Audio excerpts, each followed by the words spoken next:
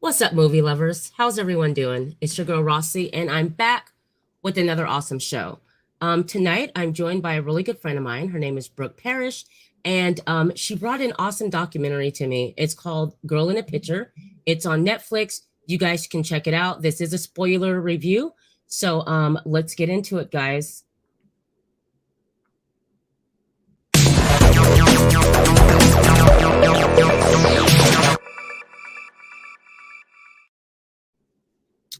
What's up, Brooke? What's up? How are you doing? Good. Thanks for having me. You're welcome. You're welcome. Appreciate it. Guys, this is my friend Brooke. We work together. Like I said, she's always talking to me about these documentaries, and she'd come to work and she'd be like, "Hey, there's this documentary. Have you seen this?" And Yep. so she was telling me about The Girl in a Picture on Netflix. And before we get into that, I want you guys just to know a little bit about Brooke because she's going to become a friend of the channel. Brooke, tell them a little bit about you. Yeah, so I was born in Roseville. I live in Sacramento now. And yeah, I just, like she said, I watch documentaries all the time. And I brought this one up after it was probably about a month where I was just nonstop Right. watching all these documentaries. And that was the craziest one I'd ever watched. So I thought I'd bring that up. But yeah. So what we're gonna do with Brooke is, like Brooke said, she was grinding out documentaries. She was doing that for a month. She loves the documentaries. So we'll probably do this once a month. Brooke will come on and she'll bring us a new documentary.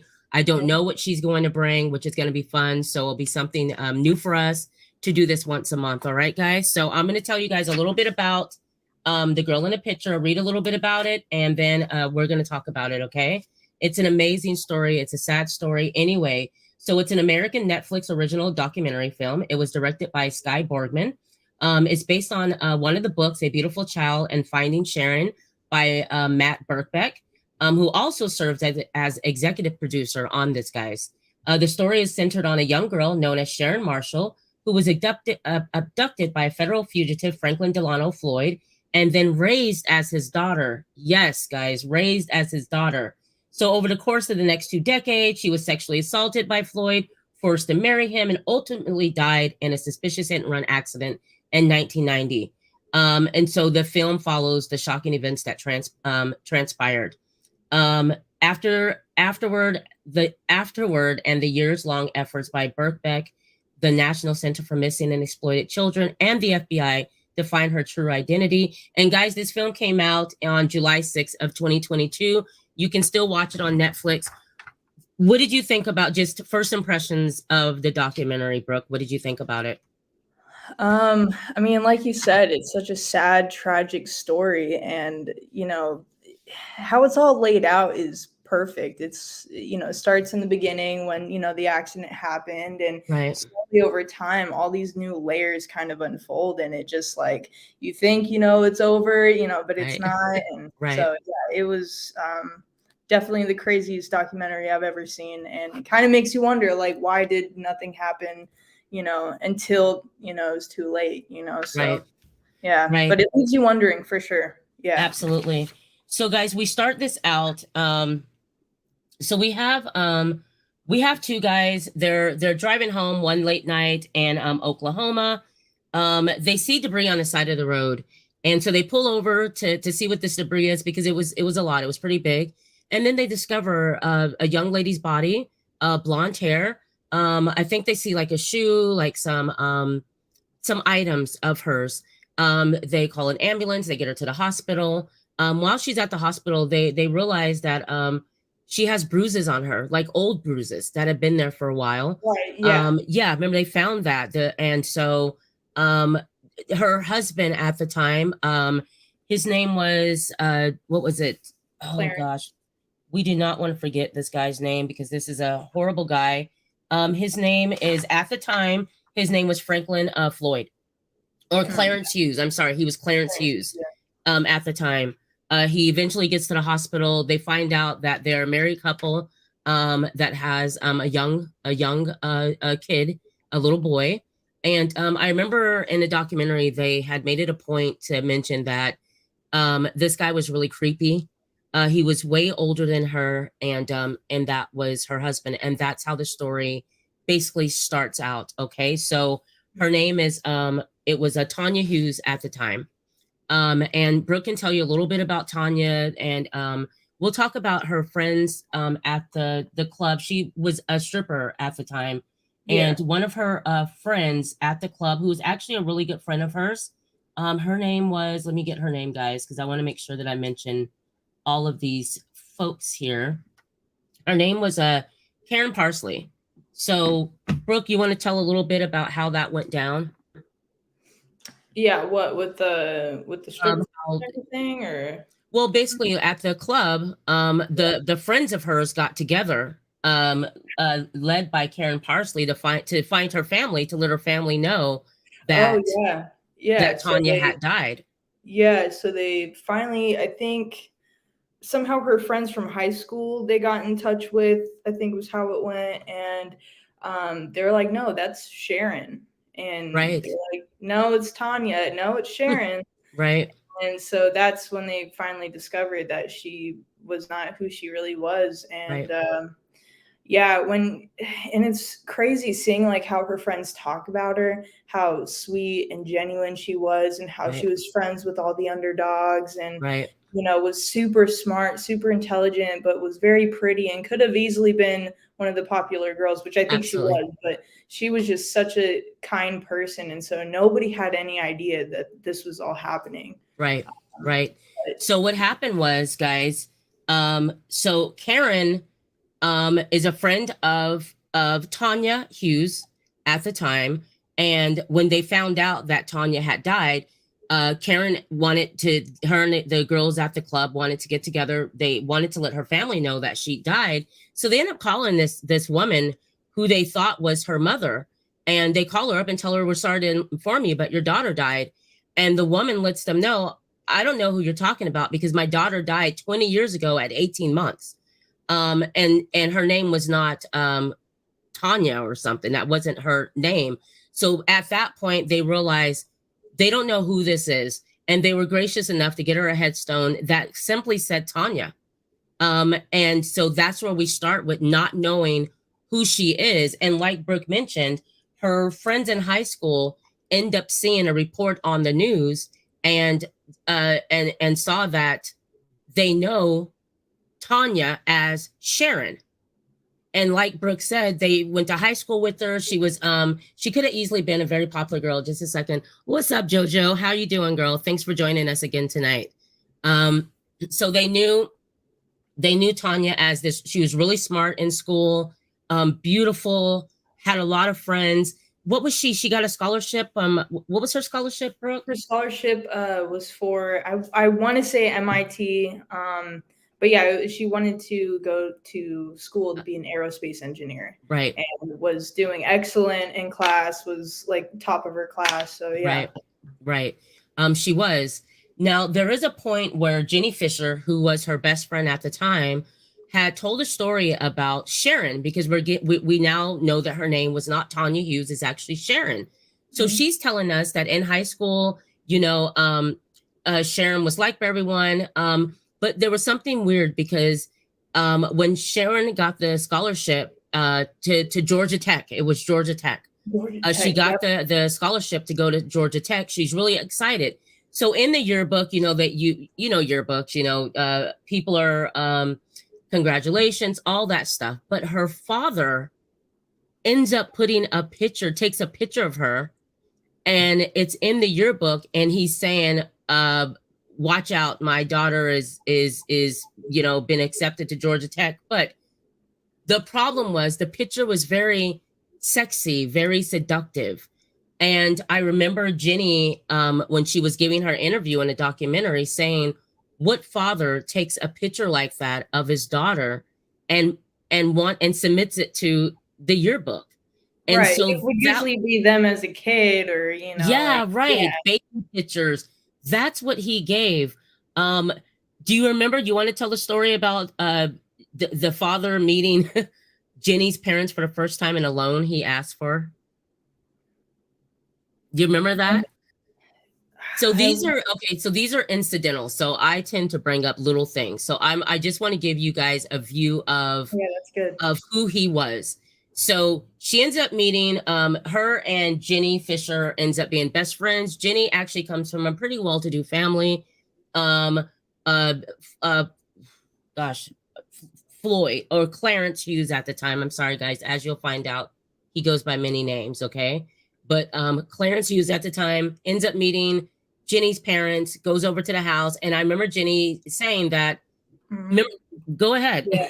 Yeah, sorry, you just unlocked a memory It's for so me. good, girl. Yeah, it was the first time he met her new friend's parents, Right. and his first thing that he brought up to them was that he needed a loan Right. for money, and that rubbed her parents the wrong way. And they Right. did not get a good feeling from this guy because who goes, to their kid's friend's house to meet the parents and it's like, Right. hey, can you give me $1,000? Like, that's crazy. Right. Who does that? He does. Just a second. Just a second. Let me mute myself real quick. Sorry, guys. It's allergy season, really bad here in NorCal, so forgive us. Anyways, so there was a point where Jenny wanted to go and spend some time with Sharon and spend the night. And Jenny's mom was like, don't tell your dad because, after that first impression, dad wasn't feeling him at all. She lets Jenny go and spend the night with Sharon. And wow, do you remember that sleepover? You want to tell them what happens during that sleepover? And start with the lingerie in the girls' drawer and in Sharon's drawer. Yep. So the girls go into what was her name at the time? Sharon. Oh, Go into Sharon's room. right. And I think that they were going to get changed to maybe go to the pool or something. Right. And she saw in her drawer that she had just sets of like lingerie. And keep in mind, they're like 16, 17 years old. Right. Right. And so she's like, hey, Sharon, why do you have all these panties and lingerie like in your dresser? And she's like, well, my dad gets them for me. And, Right. Obviously that would rub anybody the wrong way. Absolutely. But yeah, so she was a little put off by that. Then I think he came into the room at the time. Is that right? He plays a horrible joke on them. Remember, he goes in a room with a shotgun and what are you guys doing? As they're And undressing, right? as the right in the middle, and Jenny is mentioning that like we're in the middle of getting undressed, like our tops are off, and he comes in there, and then he's like, oh, just playing with you guys. And I remember she mentioned that when she looked at Sharon, Sharon was kind of like giggling a little bit and saying, oh, daddy's just funny like that. And he also mentions, I'll be right back. I'll see you guys soon. And so that evening he goes in there and I think he tells Jenny to put a pillow over her face as he rapes Sharon right next to Jenny. And I mean, from what Jenny knows, that's her father. Like Right. that's her father. And Yeah. she'd mentioned that, like it's changed her. I mean, forever it changed her. So And that's just Go ahead. Go ahead. sorry, yeah, and No. just the saddest part that really stuck to me when she was telling this story, besides, her, emotions telling Right. it, it happened a long time ago, but it's still very real and present for her. Right. She talks about how I lost my train of thought, right? It's okay. No, it's okay. But I'll let you No. continue. If I think about it, I'll let you know. No, it's fine. Always jump in. That's okay. It's there's so much to unpack in this story because when you think that it's going to end, guys, it's like it's something else. And the point of this story, guys, is not only to tell about the abuse that she went through, but we're trying to find out who she is, okay? Right. Because we still don't know who she is. And so so we at that time Jenny's telling her story about, witnessing Sharon get raped by her father. I remember. Go ahead. Sorry. Yeah. So, but it just shows what kind of character that I'm gonna call her. What's her actual name? Well, her actual name. Well, her name at this point is Sharon. We'll do that. But her actual name at this point, her name is Sharon. So after all that happens and how traumatic that was, she turns to her friend and comforts her. Right. And tells her like it's okay. Like he's just like that. It's okay. Like you're okay. I'm fine. Right. And that really, you know, hit me because she was just such a selfless kind of person Yes. that you could tell, Yes. you know. So Yeah. And ooh, you guys just wait. Okay. So after this point, Jenny mentions that the next time, I guess when she talks to Sharon, Sharon lets her know that she's pregnant. And she ends up leaving town. Like she ends up leaving. She has Michael, her son Michael, who was 2 years old at the time that Tanya, now Sharon, dies. Okay, so Michael was um like we said, 2 years old at the time. um Sharon or Jenny does not see Sharon anymore. They end up leaving, and I think they go to Florida, because that's where I believe they go to Florida. That's where Michael was born, in Choctaw. I have it here, just a second, guys. I'm sorry, they know I love my notes.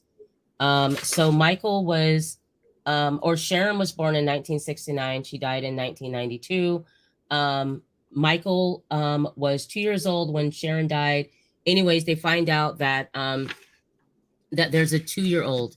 So we're gonna jump around, guys, because we got to go back to Michael. Okay, so when Sharon died, like I said, Michael was 2 years old. Thank goodness to Karen Parsley, who ends up being told to call the child welfare to let them know that there is a toddler that the dad has. And so they end up going and taking Michael into custody, and he ends up going to a foster family that you end up meeting. These were really good people. I believe they lived in Oklahoma. They were actually going to adopt Michael. They had mentioned that when they end up getting Michael, even at 2 years old, he was on a bottle. Remember, it was what he only drinks Pepsi, and he was disturbed at that age. I remember them mentioning that he used to, if you told him no, he would have these crazy tantrums where he would bam his head onto the floor. And they mentioned after a week of being with them, he got off the bottle in 24 hours. They changed this kid, like just what love will do for a child. In a week, this was a totally different kid. They end yeah. up having Michael for 4 years. Do you want to talk about the kidnapping? Yeah. Okay, Yeah. go ahead. So yeah, they had him for 4 years and they loved him like he was their own, you know. Right, And they took really good care of him, you know. I'm happy that he at least had them for that time being. right, But there was at one point where if he wanted to get custody of him again and right, take him back, right, because he was trying to get his, you know, son back, and right, they said that, you know, he needs to take a paternity test to right, make sure that he's his actual father. And so he keeps trying to push it off, doesn't want to do it, you know, and then finally does it. And it comes back that he's not his. And so right. they're like, okay, well, then we'll give him to this family that has been taking care of him and has been doing a good job. So we'll just let them take over. Obviously, he doesn't, you can tell in the documentary, he's obsessed with control over Yes, people. yes, It's all about control. That's yes. all it is. And so, yeah, he Mm, eventually went to the school that he was going to.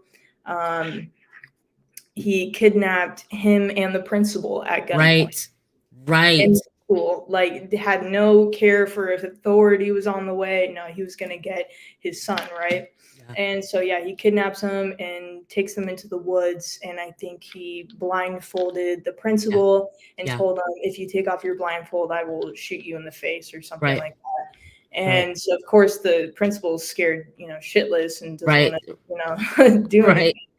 right. But yeah, and then he took off with the kid, and then of course he disappeared again. Yeah, And yeah, yeah. So yeah, so I mean, just the act of going into the school with showing a gun, kidnapping the principal, having the principal take him to Michael's classroom, tying the print or he handcuffed the principal to a tree, and as Brooke said, blindfolded him, and he was later discovered by someone that was out and about, saw him, called authorities, and Michael is gone. Don't know where he is. He's gone. So now the story has taken a turn to where Now we have a missing let's see, 2, 3, 4, about 5, 6-year-old, because remember he was in school at the time. So now he's missing. The parents who were going to adopt, the foster parents, they give, of course, go on TV, giving press conference. They're telling Michael, we're coming for you. If we just knew where you are, we're looking for you.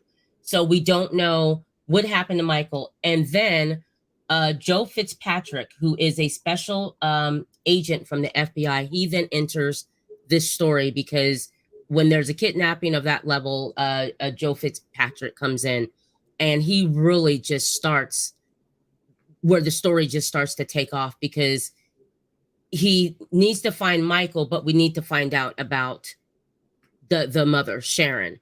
So from there, we go back to Florida, because there's more to learn about their life in Florida. So we have Clarence Floyd at the time, who ends up having Tanya Hughes be a stripper. And we're talking about Florida, because there's another young lady that ends up missing as well years later. So they're in Florida at the strip club called Mons Venus. And in the 80s, this was a huge strip club, very popular, celebrities, rich. It was just one of those known for the most pretty girls. And they were talking about when they met Tanya and she came in, how innocent she was. Just a little half pint, just a small, shy, but really smart young lady. And they end up mentioning her father, and how creepy her father was, and how he would drop her off at the strip club. Do you remember the story that her name is Heather Lane? Heather Lane was a good friend of Tanya. She knew Tanya. She actually took Tanya to one of the parties that she gave, because remember, Tanya told her, my dad wanted me to ask you if I can be in part of those parties. Do you remember when Heather was saying that? That was just, go ahead, Brooke. Yeah, no. First, of course, she was like, "Ew, gross," Right, But right. yeah, so she allowed her to be part of the parties. But the thing about this strip club, at least for that party, it was very strict. It was, no sexual favors. We're not prostitutes. Like, we are, women that are dancing, and that's it, right? Right. No lap dances, no touching. Right. Yeah.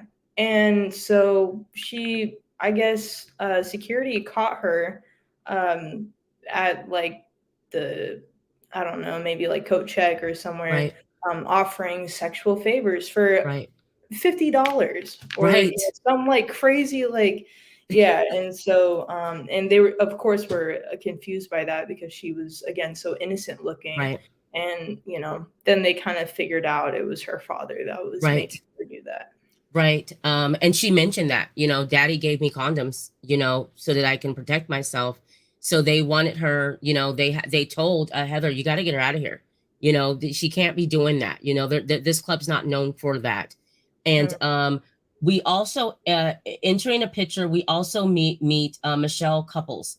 And Michelle was Michael's babysitter. And just to hear her talk about how sweet Michael was, and the goo-goo sounds and the faces that she would make. But she herself had a nice little insight into the relationship between, gosh, I'm trying to get his name, Clarence Hughes, Tanya, and how odd it was that the behavior between them was just odd. And so Michelle talks a lot about that. And Michelle becomes a main part of the story as well, because one of the friends at the club that was a good friend of Tanya, her name was Cheryl Ann Cameso. And Cheryl Ann was a friend of Tanya's, would go over to Tanya's house. And I do want to go back right quick, guys, because the reason why we went back to Florida also is because underneath the truck that Clarence drove when he kidnapped the principal, they found a roll of pictures that was taped underneath the underneath the truck. Those pictures that they looked at was indecent pictures of young girls. One of the girls in a picture was a stripper in Florida. So that's another reason why Joe, they all go back to Florida to start there. Okay. So I just wanted to mention that, because didn't you think that was odd when they found those pictures, though, taped underneath the truck? Again, there's so many layers. It's like you're like, this can't be happening. And Right. yeah, it's just like it's hard to wrap your head around it, you know. Right. But yeah, no, and I think that was over the years, right? Yeah. That Yeah. was like, I mean, and also if you want to go at some point, if you want to go back to his past crimes and when that started, Why don't you? Yeah. So what we're going to do, guys, is I'm going to let Brooke tell you a little bit about Clarence Hughes, his yeah. past crimes, and you also have his other identities that he used, right? Yeah, I have some of them, but Okay. I just found the Franklin Delano Yeah, go ahead, Floyd, because that was all his that name. stuff. That absolutely was his name. Yeah, Go ahead, so Brooke. yeah, so just to kind of backtrack a little bit, so he was born in, I think it was 1944, and his father died of liver and kidney failure at 32. Right. And then his mother was left as a widow at 29, and she had 5 kids. He was the youngest of all 5, and so she eventually couldn't take care of them. You know, it was a different time, and it was especially hard for a single mother. So she sent them to a group home where he was severely beaten and sexually assaulted by not only the kids there, but by the staff. And he said that it was because he was perceived as being too feminine. Right. And so I think that's where his problems with like Absolutely. masculinity comes from a little bit. Right. And needing to be in control, obviously. When you're out of control as a kid, that might tend to happen as you get older. Right. But yeah, so anyways, I think his first arrest, let me look here. His first arrest was in 1960. He was 16 years old. Wow. And he broke into a Sears to steal a gun, had a shootout with the police, and they shot him in the stomach. Wow. Then he went to the hospital, and they sent him away to be at some group home for about a year. 1961, he was arrested for violating parole. Okay. I think he went on a trip, and so he wasn't allowed to do that, was arrested again. But in 1962, he was only 18. He kidnapped a 4-year-old, took her to the woods, sexually assaulted her. And so he was convicted of kidnapping and child molestation. Right. I think it's obviously a lot more than that, but again, different time, unfortunately. And he was sentenced 10 to 20 years. Then in 1963, he must have been 19, 20 years old. He escaped and robbed a bank for $6,000. And so you can see through his history of being incarcerated, it's constant trying to escape. He was also sexually assaulted and beaten in prison, you know, because of being a child molester, obviously. But yeah, and then he, I think, was in a psychiatric facility for a little bit. There was one instance when he was locked up where he climbed to the roof of the prison and threatened to jump off and kill himself. Wow. So he's obviously a very mentally deranged person. So you get why he, you know, not an excuse, but why he ended up being who he was, you know. I mean, because there's other people out there that do horrible things and, you know, had, you know, normal upbringing. So it's kind of hard to tell how people will turn out. But yeah, the things that he did are just, I mean, from such a young age too. So this definitely has to be, you know, from being a young child during those formative years and having just horrible things happen to you. And also, you know, he was close with his mom. He tried reconnecting back with her. She became a prostitute and she died right at the beginning of when this all started to happen. You can kind of see a timeline of when this all kind of started. But again, not an excuse, just kind of a... It is what it is. I mean, that's what happened. And, you know, when you're treated cruelly as a child, like Brooke said, you know, there's some people that can go on with their life and they don't end up being, you know, rapists, killers, and all that, you know, but a lot, you know, it happens. It happens. So you can imagine Sharon Marshall, being her name, being with this man who we know is not Michael's biological father, for however long she'd been with him up until that point. So when they leave Florida, well, with the pictures, back to the pictures underneath the truck, they see pictures. They find a picture of a girl. It doesn't show her face, but in the picture, she looked like she was brutally beaten to the point that they wouldn't be surprised if she had died. Okay. So, Clarence ends up getting Tanya, Michael, and they leave Florida in a hurry. A lot of the friends back at the club didn't know where they went, but they're gone. We end up finding out that the reason why he left Florida was because her good friend Cheryl Ann Camesso was the one in the picture. No one knew Cheryl's name, though. Cheryl was known as the I-275 girl. I think they found her body in March 29th, 1995. And it took a lot for them to figure out who she was. There was a piece of shirt, I think they said, that was wrapped around her neck. This shirt matched the shirt that was found, or whatever. Anyways, we end up finding out that the I-275 girl in Florida, actually her name was Cheryl Ann Camesso, and he killed her. He brutally beat her to death. Yep. That's why they picked up and left Florida and headed for Oklahoma. It would have to be Oklahoma, because that's where Michael was.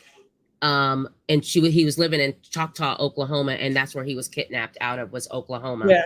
Do you remember why he killed Cheryl? I don't. I think it was just obsession, wasn't it? Because he would stalk her outside of, because they. That's right.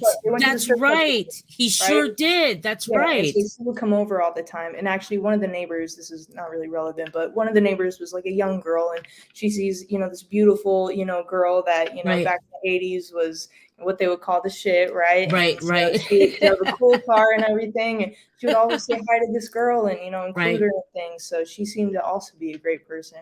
Right. She was a beauty pageant member. She was in beauty pageants, as Cheryl was. Go ahead. So he would just stalk her and harass her outside of work. He would call the strip club, seeing if she was there. And I mean, you don't really know what kind of led up to it necessarily. Right. It happened. And so. And actually, Heather Lane had told a story about the last time she saw Cheryl. She had walked in a club. She had a black eye, bruises, like she'd been strangled around her neck. And she saw her outside arguing with Tanya's father. And Heather ends up going and getting Cheryl and taking her back into the club. And Heather had mentioned that Clarence, he had revved his engine as if he was going to run over Heather. And Heather said that was the last time she saw Cheryl. So, like Brooke said, he was obsessed with her. Anyways, he ends up killing her, and flees Florida. Had to get out of Florida. And also, so we don't know exactly how Tanya died, but we do know at this point that when Clarence left Florida, the description was given that he was with his a young toddler and his wife, a girl. So he has to get rid of them. So hence Tanya ends up being found on the side of the road, because they're not going to look for just a man by himself. They're looking for a man, a woman, and a kid. So we're thinking that that's why he ended up, or we don't even know if he killed her, but she was found on the side of the road. To it, like, everything points to it points to him. That's a good point. I never really thought about that. Why was she killed? Right, because he's a very secretive person. He doesn't talk about anything. He's very smart. Right, and that's the most frustrating thing about the whole thing. Even when he was arrested, didn't want to talk about anything, won't tell you anything. Right. So yeah, I think that was just his way of getting rid of evidence, or he was going to talk, you know. Right. So So speaking of getting arrested, so because of they didn't have anything that they can pin to him with Sharon, okay? But we have Michael that was kidnapped. So even though we have not found Michael, we have not found Michael. So what ended up happening is we have Mark Yancey and Edward Kumega. They were both assistant U.S. attorneys, Western District of Oklahoma. Edwards out of and Mark Yancey. They come into the picture, and so he would only get a few years for kidnapping the principal, but being that he kidnapped him at gunpoint, you go from 5 years to 25 years. And so we know that he can't get out. So they have to go with that case because they don't have a strong case with Michael. They don't have that because there is no body. So they had to go and do it in other ways to convict him so that at least we have him in prison and they can go on and figure out, you know, about Sharon and all that. So yes. So anyway, so that's what happened. So now he's in prison, and like Brooke said, he's not talking. And when he does talk, he's really into talking about himself. He won't touch on the subject of Sharon, Tanya. He will not talk about Michael. So it took a lot more digging for them to find their own evidence and bring it to him. So we now enter our writer, who was, what was his name? The writer of the book? That was Matt Birkbeck. Okay, so we have Matt Birkbeck who enters the story here. And Matt ends up seeing this story online about this girl. And he said that the thing that attracted him to the story was that creepy picture of little Sharon. Talk about that picture. Talk about that creepy picture. Oh my God. You can just sad. like, it's such a sad photo. Man, it's sad. You can just, you know, see in her face that, you know, she's scared and, you know, with the stranger. I think that was when he first kidnapped her. Right. Which is what we'll eventually go into. But right. Yeah.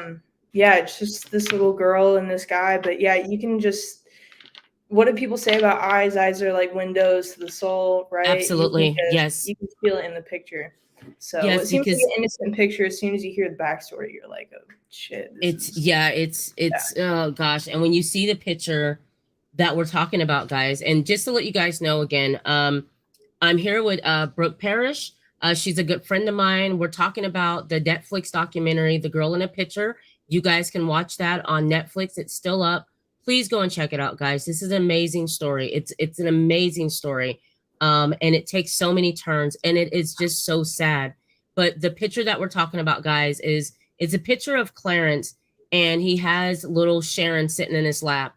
And the look on her face, normally when you're a daddy's girl and you're taking a picture, you're all smiles, it's warm, it's welcoming, it's all that. This is not that. Her eyes just look dead. She's just there. Yeah. She's just there in the picture. And when you realize what she went through, and you have finished up this documentary, guys, and you look at that picture again, look at that picture and you know what she went through at that time, and then what she eventually, what her life was. So that picture was just devastating. I do want to mention this. So Clarence had, it was Franklin Floyd, Trenton Davis, Warren Michael, Clarence Hughes, Brandon Cleo Williams. We end up finding that at the end of the story. And I'm mentioning all those names because the way that the police got him was they knew that there was only, or what was his name? Joe Fitzpatrick had mentioned that with guys like that, they usually stay within the same areas that they're used to. So he was in Georgia, he was in Oklahoma, he was in Florida. They usually, keep to what they're familiar with. So they decided to go to Georgia because because he has so many names, they end up being able to figure out the new name that he was going by. They had an agent dressed up as a UPS driver to deliver mail to him, and it was a sting. So once they delivered that mail to him, the police arrested him at that time. It was a setup. So that's how they got him, just to let you know, you guys.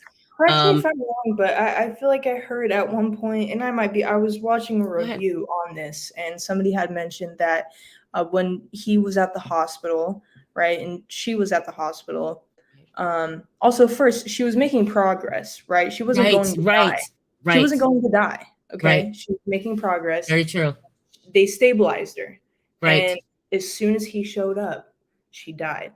So it kind of makes you think, like, yeah. And I completely forgot about it till now. But so what I happy was you brought that up is that he put down his social security number, I think. Okay. When he was doing the paperwork or whatever, and so that's how they found what his other alias was, and then they were like, okay, so he must have multiple aliases, right? And that's how it went into that. Right. So, that's a very good point. Absolutely. So that went down at the hospital, and that's such a good point, because I remember them mentioning that other than the bruises, the old bruises that was on her body, she was in good shape. She was in good shape at the hospital. She was really in good shape, and that is a good point, that she was stable. So there was no just a body on the side of the road. They felt a pulse. Right. Okay, very good. Very good. That's a good point.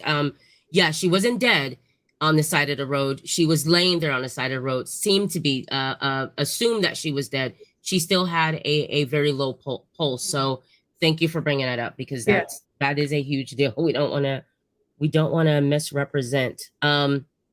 Okay, so we have the writer comes into the story, and the story that's when he ends up writing the book.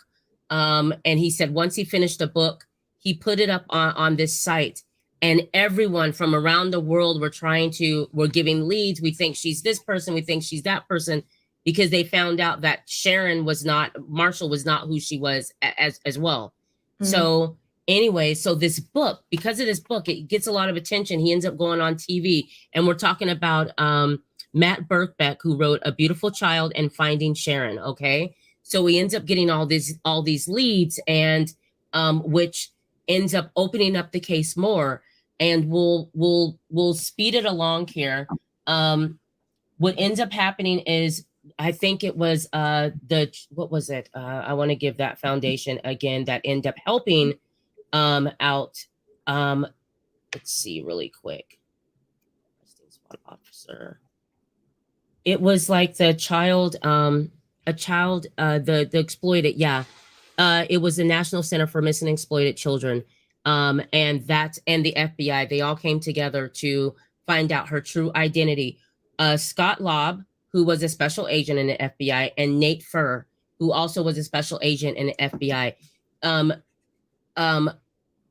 I do want to mention that Matt Birkbeck did go to the prison and was able to speak with Clarence, who actually was Franklin Delano Floyd. That's his name. Okay, ends up talking to him, and he mentions that other people mentioned that the stare that he had was like Charles Manson. Like, this guy was a scary guy, but he didn't get any information.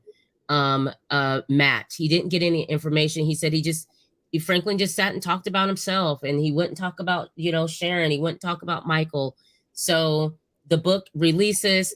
We get with the missing and exploited children. They join it. Like I said, Scott Lobb and Nate Furr, they end up going to the prison as well. And they speak with Floyd, Franklin Delano Floyd, and they're giving him this interrogation. And as they're interrogating him, he ends up talking about Sharon. And they ask him, what's her name? Like, who is she? Like, and they said, and he mentions Suzanne. And they're like, who's that? And they're like, and he's like, well, that's who you're here for. You're here for her. You hear that? That's mind blown. This whole time, all these years, actually, her name is Suzanne Marie Savakis. That's her name. Yep. We end up being able to get her DNA because we find out that Suzanne had 3 kids in her lifetime. The first kid that she had in the early 80s, or maybe it was the mid 80s, was given up for adoption. We don't know who that is. And then she had Michael. And the last kid she had was, her name was Megan. Let me find Megan, because Megan, Megan DeFracy, Yeah. DeFracine, she was Sharon's birth daughter. And the woman that adopted Megan, her name was Mary. And Mary tells this story about when she went to adopt Megan. She hears that Sharon is getting ready to deliver, and she goes to the delivery room. She has the baby. Mary asked her, "Would you like to see the baby?" And she's like, "No, I can't. I just can't do it." She said that she sat in that room with her, and she always wondered, we were alone. Why didn't she tell me she was in, that she needed help? Like, when she told that story, I was thinking that, God, she had her alone. I wonder why she didn't mention, I'm in trouble, I'm in danger. She said nothing. She said nothing. And then we meet Megan, and Megan's DNA was able to prove who Sharon was. And she was Suzanne Marie Savakis. That's what her real name was throughout this whole time. Do you want to tell them the story behind how Floyd ended up getting Suzanne? Do you remember how he ended up getting her? Yeah. So basically he met Suzanne's mother in a church, right? And so Right. she was going through a really tough time, and she was sitting at one of the pews, and she was crying. Right. And she just kind of sat there, crying, and he comes up behind her, and he kind of offers her, space if she wants to talk, Right. Right. Right. and again, he's looking for his next victim. Right. And so then he finds out that she has, I think, 3 kids. Yeah, I think it was about three kids at 3 that kids, time. all young kids. Yes. And so I think her husband died, or her husband left, or Her something. husband was Cliff Savakis. He was in Vietnam at the time, and he had came home. And when he said that when he came home, she was with another man, and she didn't want him because he wasn't right after Vietnam. And obviously we know about Vietnam and how horrible that war was. So I get that he wasn't right. Go ahead. Yeah. So yeah, anyways, he offers to marry her and take Right. the kids in as his own, and then they can move into his place, right? So Right. he's offering her stability. Right. Absolutely. And so she is like, sounds crazy, but Yeah. sure, we'll see how it goes. Right. And so God. I think she ends up giving him, because her kids were taken away from her. She had mentioned that there was this tornado and it destroyed their home, and she didn't have anywhere else to go. So he ends up, showing up and offering all this stuff, and he ends up getting Sharon. He ends up getting her at a very young age. That picture that we saw, that she was about what, 4 or 5. And remember, this is after he had been to prison for molesting and kidnapping a 4-year-old. So anyways, he ends up getting her. I don't know, but her mom's name was Sandra Willett. And I don't know if about her story. I mean, I feel for her, but I just, what did you think about her? It, again, I don't know her situation, what she was going through at the time, and obviously she was going through a lot of stuff, but I Right. feel like any mother would, I mean, just go to the ends of the earth to try to Right. find their child. And Right. I think her excuse was, oh, well, I thought she was better off or Right. whatever. Right. It just seemed like a very half-assed sort of That's excuse. how I felt. I Yeah, felt like that. I feel like, we as humans and people, when we get to an elderly age, we tend to be looked at as innocent, and just you forget the shit that you've done, okay, when you were a younger person.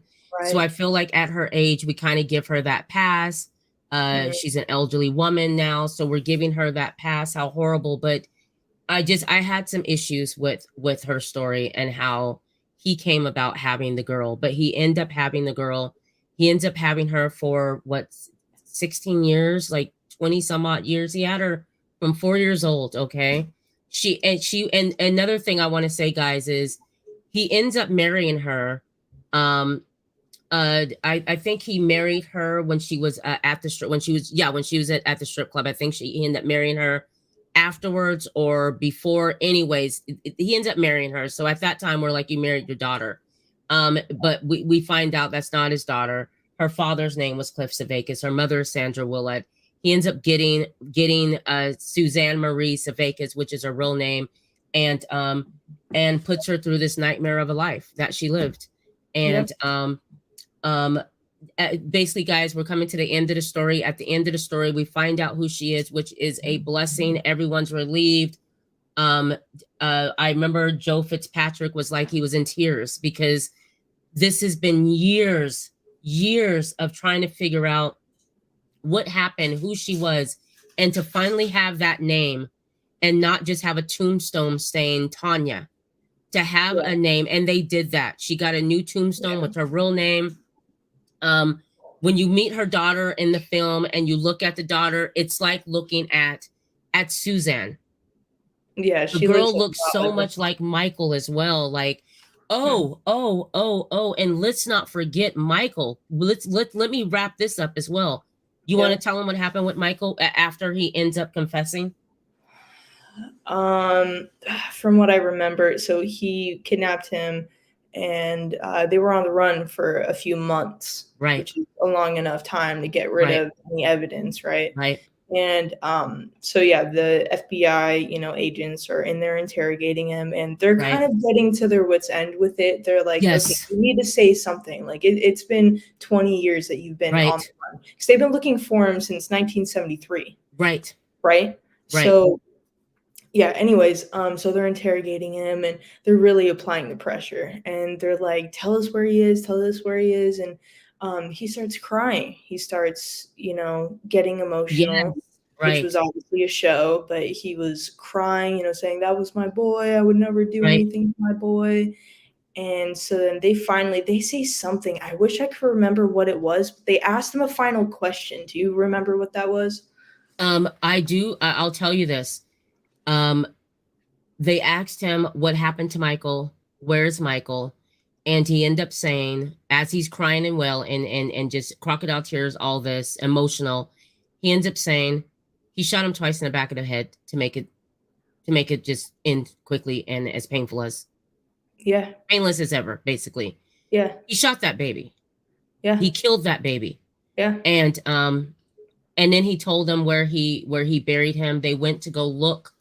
They could not find any trace of poor Michael. So Well, that's his last hurrah at control, absolutely. He's gonna be the only person that knows where he is. No, right.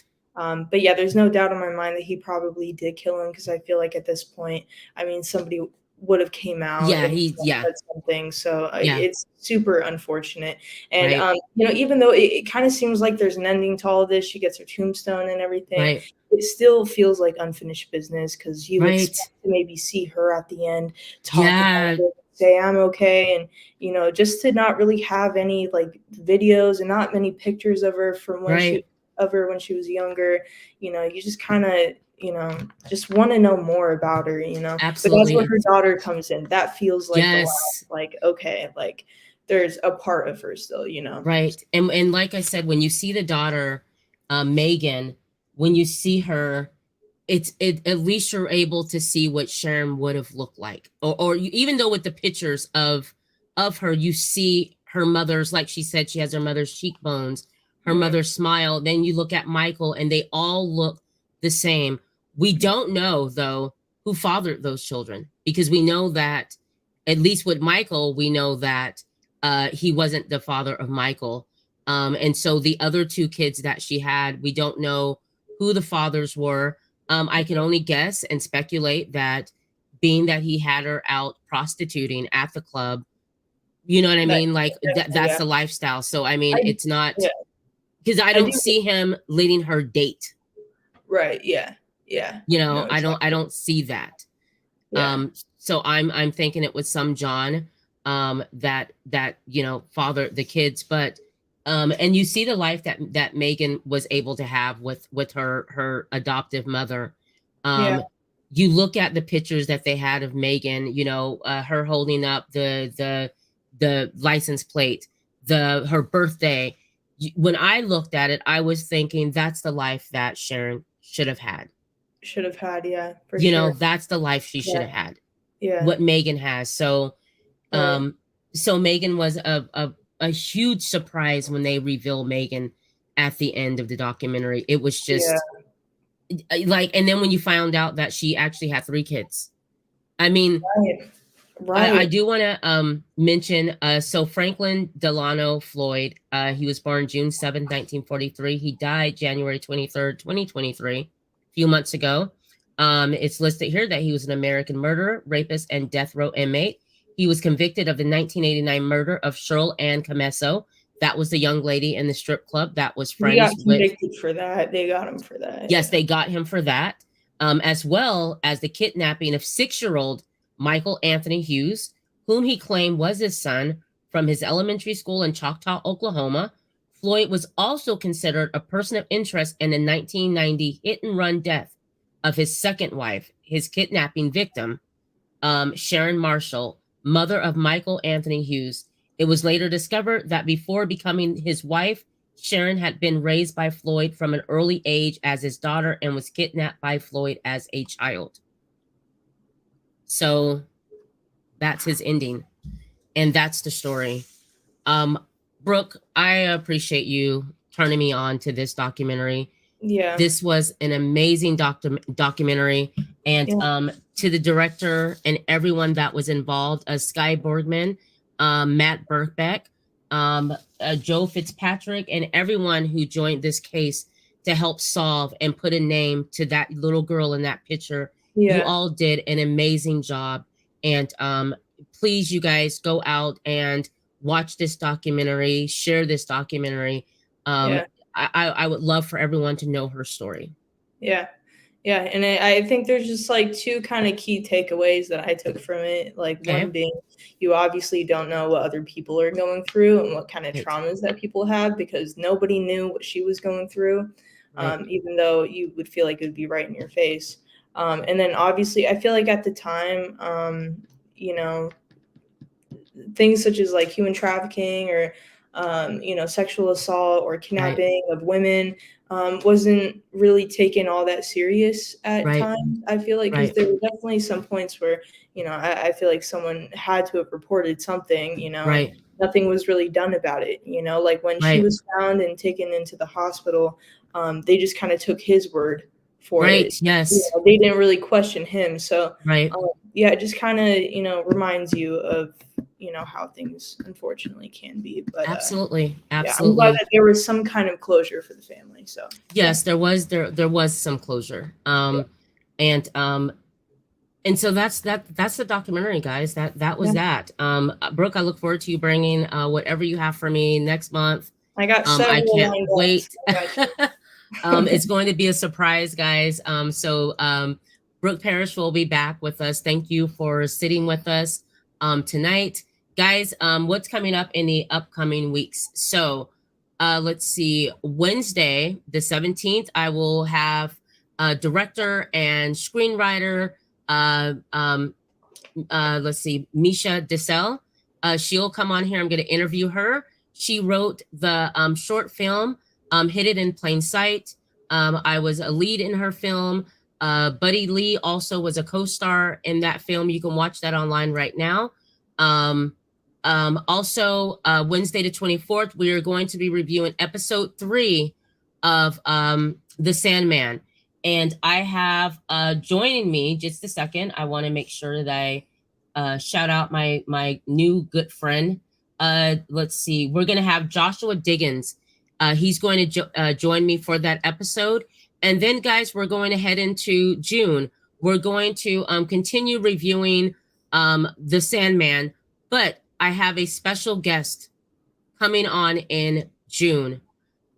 June 7th, we have Big V from the Grammy-nominated group, the Nappy Roots, will be joining us here on Rossie Talks, June 7th. I'm looking forward to talking with him. I love the Nappy Roots. I love their music. They were amazing. And I've listened to a lot of some stuff Big V has out, and I can't wait to share with you all. Also, I want to mention a young lady that's going to be joining me as well later on in June. Her name is Kristen Duff. She's a young actress. She did a film. I want to pull that up really quick, guys. This young lady has an amazing resume. She has a film that she did with Eric Roberts, and the film is called Purse. It was written, directed by Landon Whitmer, and so she did that film, and she just has a lot of other stuff. So Kristen's going to come on here, and I'm going to interview her towards the mid to end of June, and that's what's going on, guys. I also will be on. I'll be hanging out with Jason Nichols. He is a good friend of the show, Frito. You guys know him as Frito. We did our game show the other night, Jason Nicholson. I'm going to be joining him on Wednesday of next week at 7 o'clock. He and It's Trust will all three be talking about the Call of Duty games. Okay, so that's happening. And then I also will be being interviewed by Don Tucker. He also came on a show last week. We did the top 5 worst and best third-person shooters. I'll be going on his show for an interview. Brooke, do you have anything coming up? I mean, do you want to shout out anyone? Do your thing. No, not really. This is my first time, so I'm just riding along with you. It's all good. Okay. But yeah, I definitely have some ideas coming up. I definitely want to touch on more true crime, but there's also some really great just stories that I would like to share as well. So they don't all have to be true crime unless, that's what I want to do. No, that's fine. Yeah, Brooke will be back. Brooke's going to come back next month. It'll be another special Monday show. And she's going to bring back, like she said, she has another documentary that she's going to bring back. We'll do a little bit of true crime. We're just going to do documentaries, period. So whatever Brooke brings us, that's what we're going to watch, and we'll talk about it. So I look forward to you coming back. Yeah, Thank you for sitting with us. I appreciate you coming. We've been working on this for a while, guys, just to let you all know. Anyways, I appreciate you guys. To my listeners, you guys are wonderful. You guys, please take out your phones. Go to YouTube, type in Rossie Talks. Please, guys, subscribe, like, and share. I'm trying to grow that YouTube channel as well, okay? So until next time, guys, let me get my life together. You know how long it takes me. We are out.